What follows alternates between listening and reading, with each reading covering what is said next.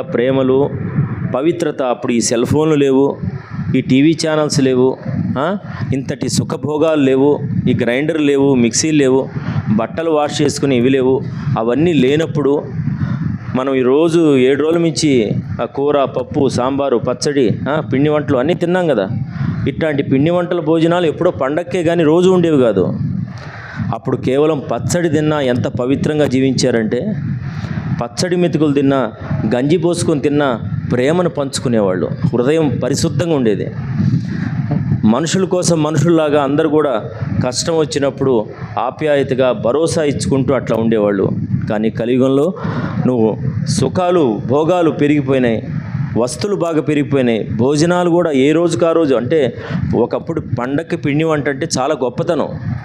ఇప్పుడు సాయంత్రానికి పిండి వంట లేకపోతే ఉపయోగం లేదు.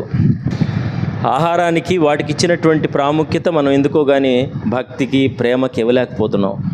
గుర్తుపెట్టుకోండి, వీటన్నిటికంటే భక్తి చాలా గొప్పది. రామదాస్ కానీ, అన్నమాచార్యుడు కానీ, తుకారం కానీ, శ్రీ చైతన్య మహాప్రభువు కానీ, వీళ్ళంతా కూడా నామం కోసం జీవితాన్ని అంకితం చేశారు. నామం కోసం.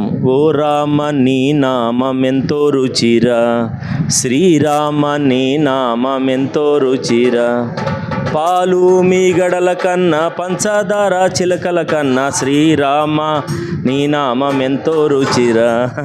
అంటే నామం యొక్క రుచిని రామదాస్ ఎట్లా వర్ణించాడు చూడండి. అలాగే చైతన్య మహాప్రభు కృష్ణ కృష్ణ అని ఆ బజార్లో ఎవరన్నా అంటూ పోతే ఈయన ఎక్కిళ్ళు పెట్టి ఏడ్చేవాటి ఇక్కడ కూర్చొని. అక్కడ నామం చేస్తూ వెళ్తున్నట్టు వాళ్ళెవరో కృష్ణ కృష్ణ అని.